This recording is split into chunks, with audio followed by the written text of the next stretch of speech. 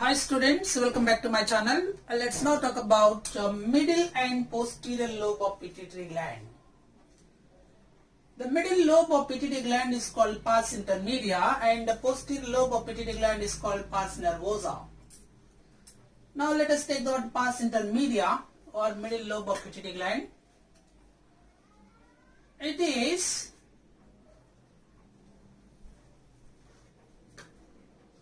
poorly developed. It is a poorly developed in human hypophysis.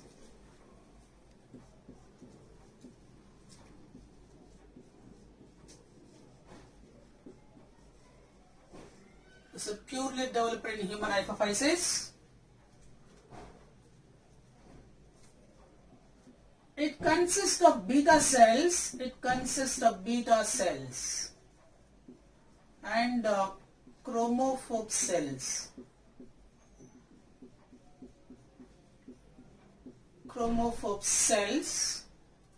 Some of these cells secretes a hormone called. The hormone is named as MSH. MSH stands for melanocytic stimulating hormone. Melanocytic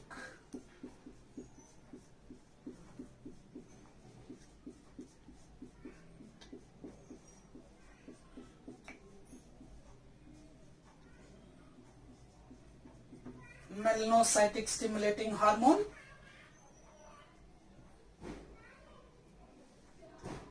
This melanocytic stimulating hormone, it targets cells. Cells of this hormone is melanocytes. The melanocytes present in the skin. As a result, the melanocytic stimulating hormone, there are two forms, MSH-RF and MSH-IF.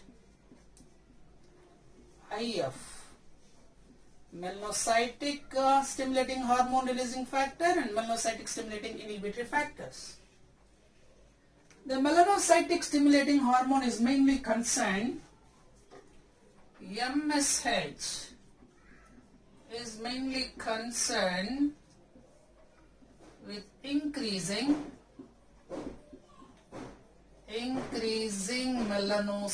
melanin pigment.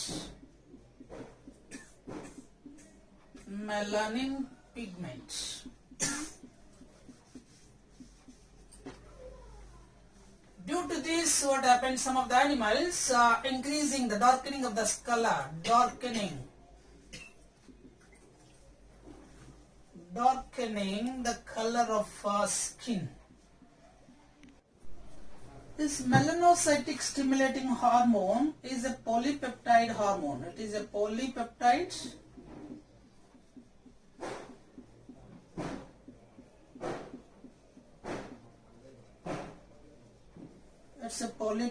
hormone.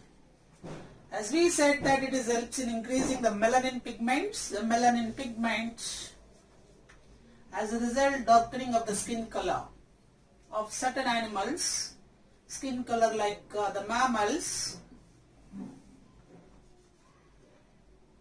amphibians, fishes, and some of the reptiles.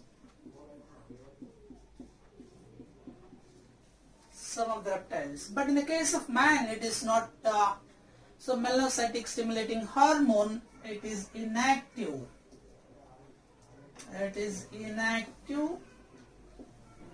In humans.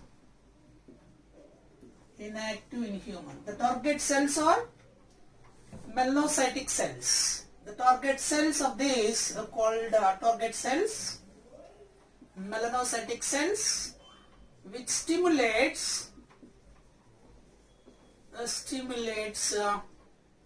melanin or melanotrophin. Melanin or melanotrophin, it leads to darkening of the skin color. This is a message, melanocytic stimulating hormone. So, melanocytic stimulating hormone, hyposecretion,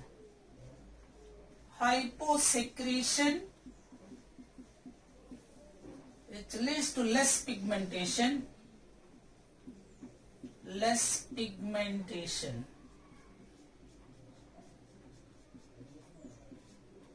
and hypersecretion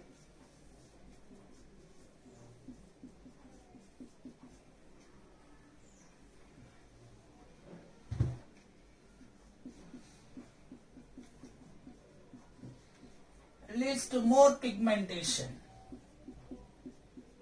The more pigmentation leads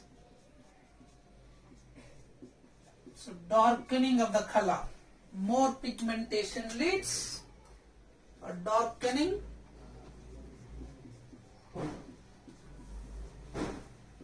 the color of skin. In certain animals,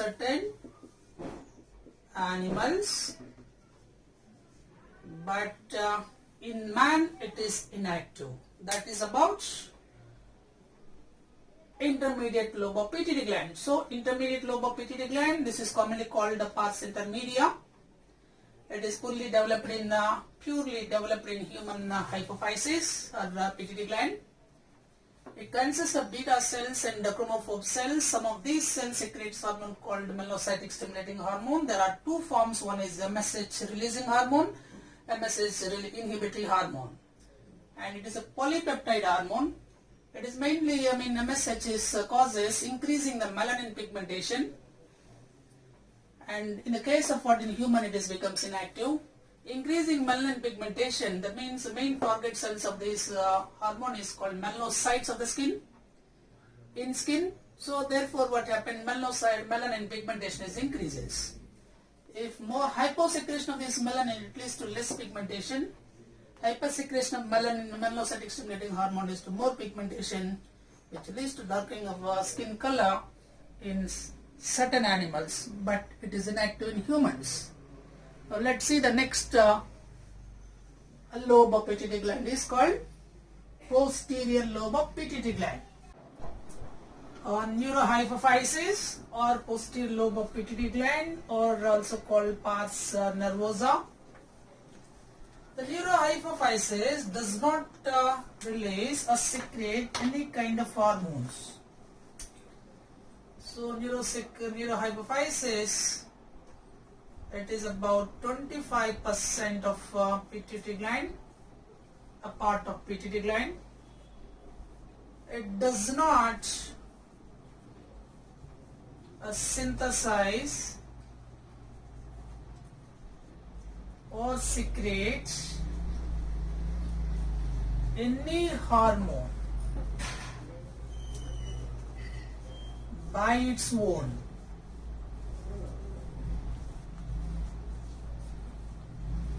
So, it does not synthesize or secrete any hormone, so no hormone is synthesized by this neurohypophysis.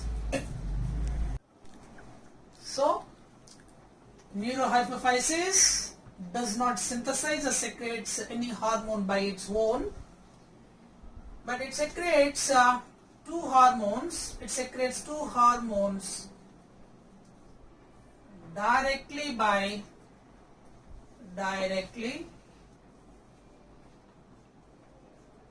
neurosecretory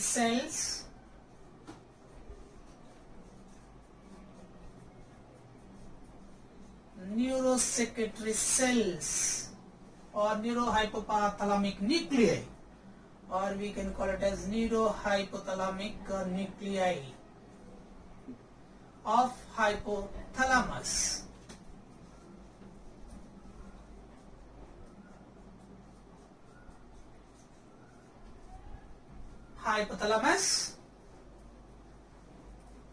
And these hormones are called neurohormones, neurohormones. So the two hormones are directly synthesized by neurosecretory cells or neurohypothalamic nuclei of hypothalamus. These hormones are called neurohormones.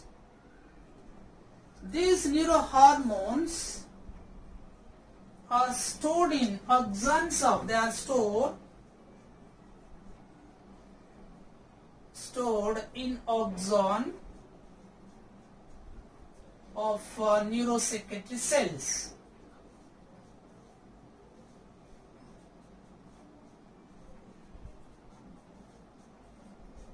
Neurosecretory cells of vesicles. These vesicles called herring bodies.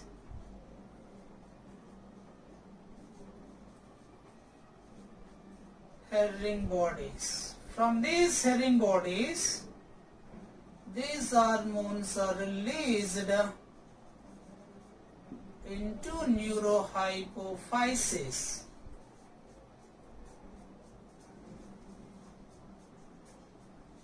Neurohypophysis or the posterior lobe of pituitary gland. As we learnt earlier class, what is there? They are called it as neurohypothalamic hormone, neurohypothalamic cells, hypothalamic nuclear cells. They are having what is there? The axon. These are called axon. Axon cells. These are called vesicles. These vesicles are called herring bodies. This herring bodies releases this hormone into the posterior lobe of pituitary gland. Got my point? Now there are two neurohormones. So neurohormones are of two neurohormones. They are called number one is oxytocin and another one is vasopressin. So oxytocin is also known as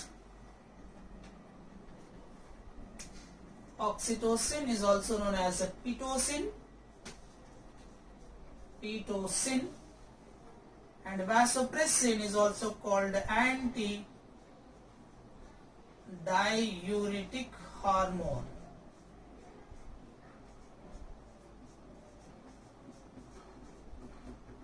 So posterior lobe of pituitary gland is called neurohypophysis.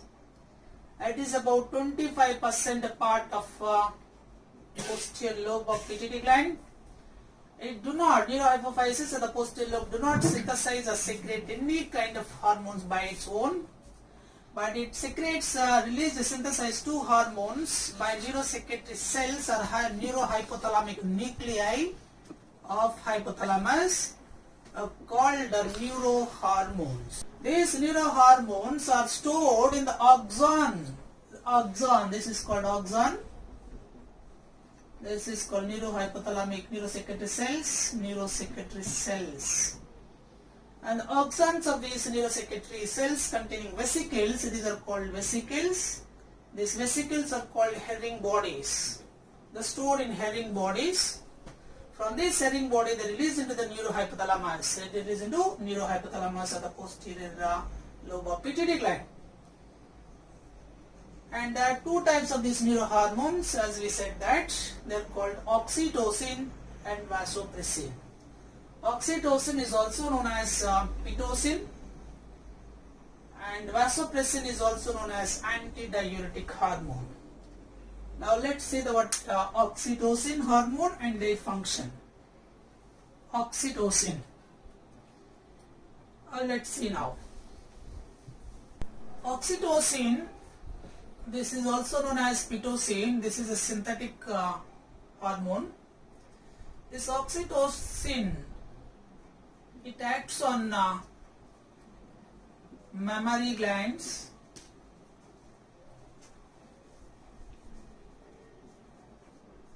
and uterus. And this helps to contract. The contraction of this of mammary glands,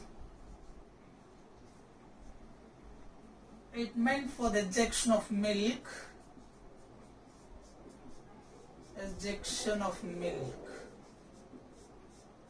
So therefore this oxytocin is also called ejecting milk hormone, also known as a milk hormone.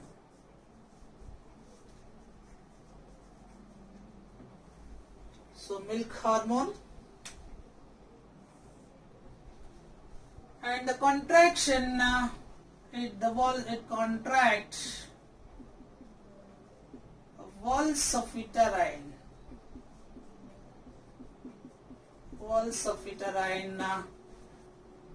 during labor,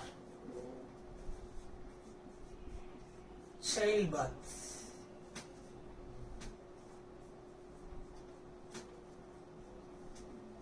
So the contraction of these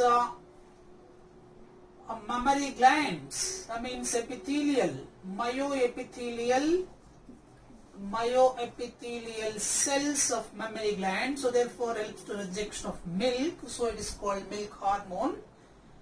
And the contraction of this wall of uterine, which leads to labor pains, leads toward the childbirth, therefore it is called the birth hormone. So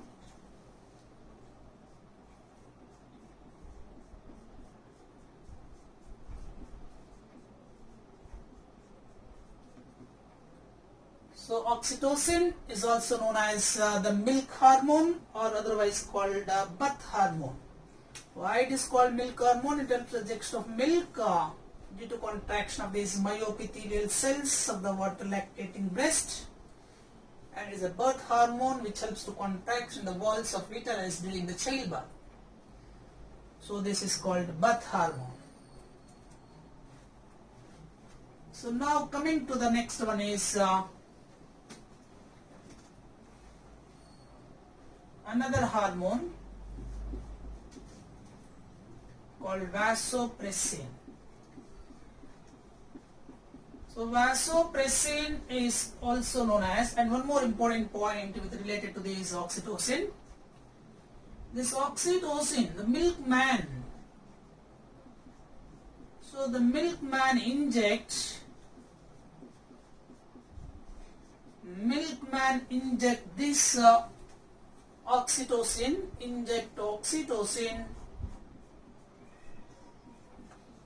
synthetic oxytocin called Pitocin. So a milkman commercial inject this synthetic hormone called synthetic oxytocin called Pitocin into their cows and buffaloes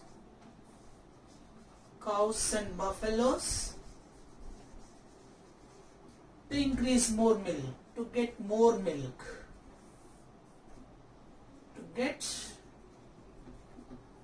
more milk.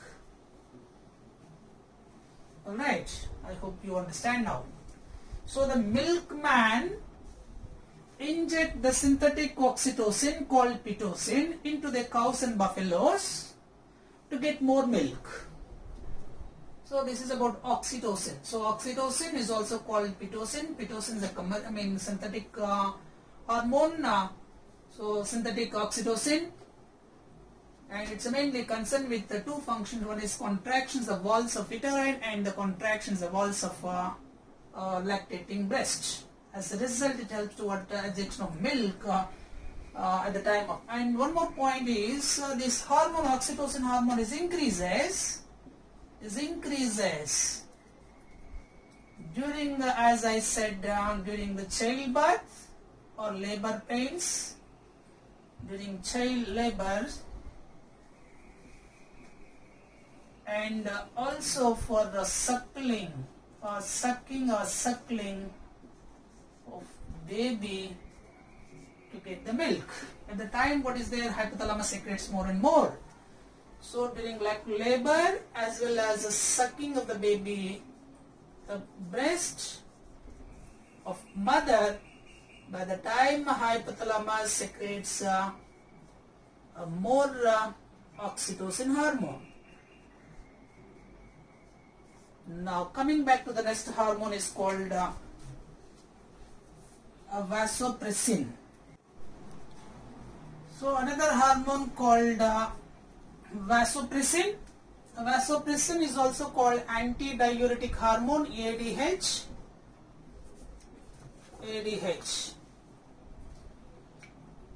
This vasopressin is mainly, concerned with or acts on kidneys.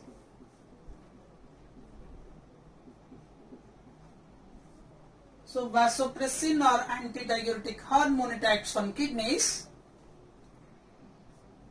This vasopressin hormone has two functions. Number one is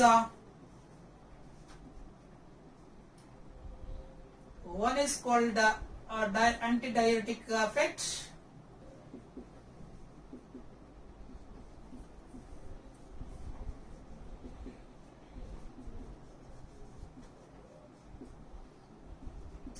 Number two is a pressure effect.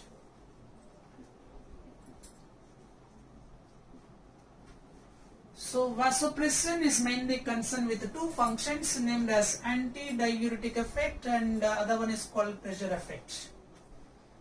This antidiuretic hormone, it's mainly concerned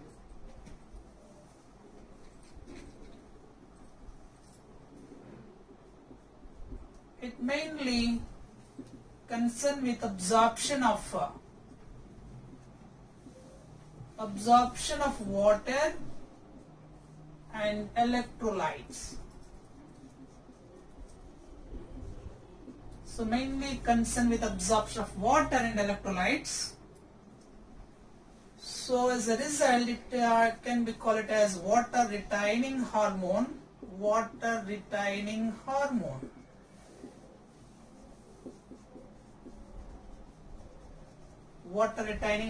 So it prevents water loss. That means it prevents water loss from the body.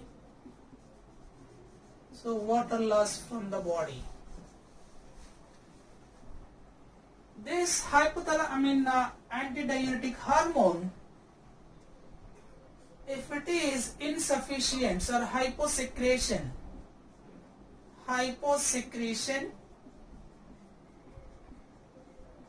and hypersecretion.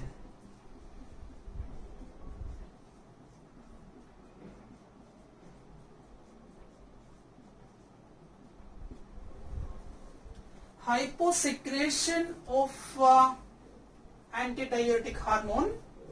So antidiuretic hormone or vasopressin hyposecretion, it leads a disorder called diabetes insipidus.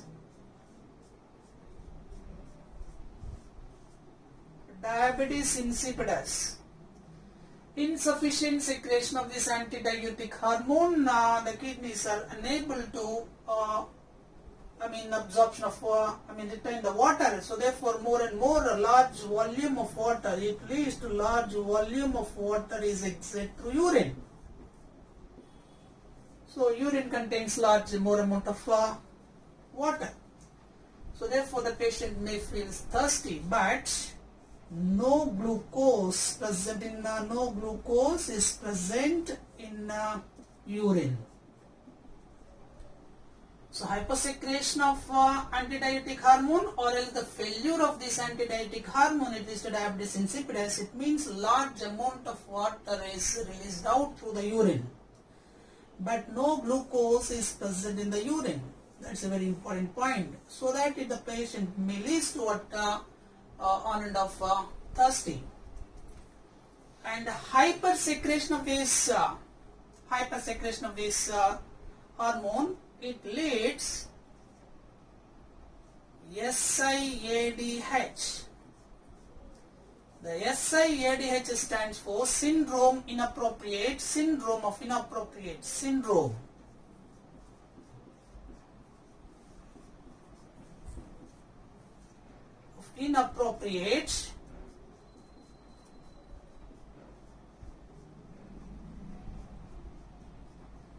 Inappropriate antidiuretic hormone. So therefore the urine water loss is prevented here. That means reduce the volume of urine in water. Reduce the volume of water in urine.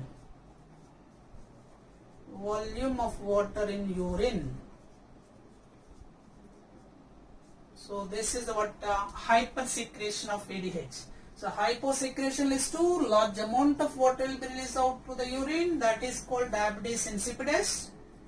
And hypersecretion of this ADH or vasopressin, it leads to what SIADH, means syndrome inappropriate antidiuretic hormone, which prevent the water loss, so therefore reduce the urine volume from the body. So therefore it reduces the water dehydration. So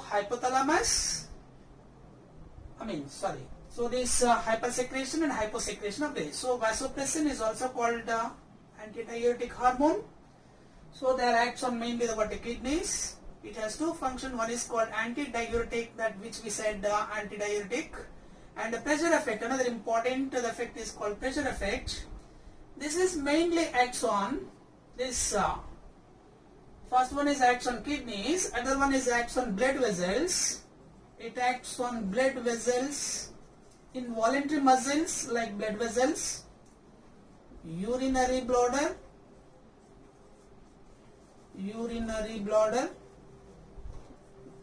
walls of intestine muscles, and other involuntary parts. So it acts on blood vessels, urinary bladder, intestine. So therefore, if this hormone is increases or insufficient or increases of this hormone, it leads to what BP increases BP. So BP increases, as a result what happened, the walls of arterioles, the walls become constrict.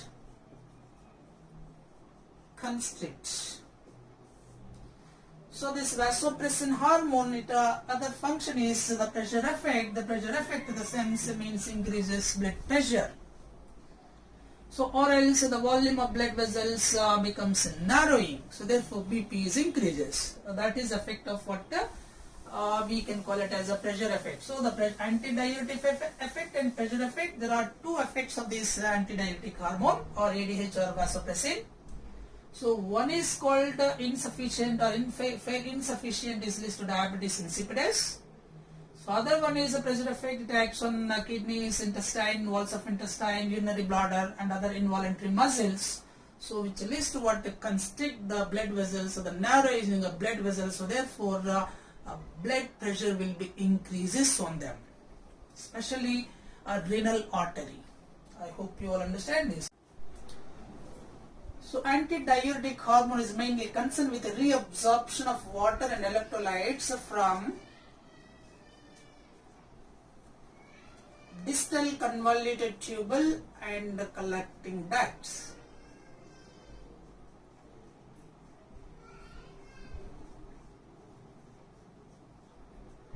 So it's mainly concerned with the water reabsorption from DCT and collecting ducts of the nephron of the kidney.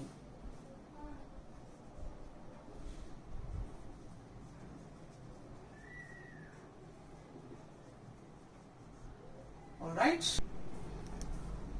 So the mainly concern with ADH, water reabsorption and electrolytes from the DCT, distal convoluted tubule, and collecting ducts from the nephron of kidneys. As a result, reabsorption of water from the glomerulus filtrate increases.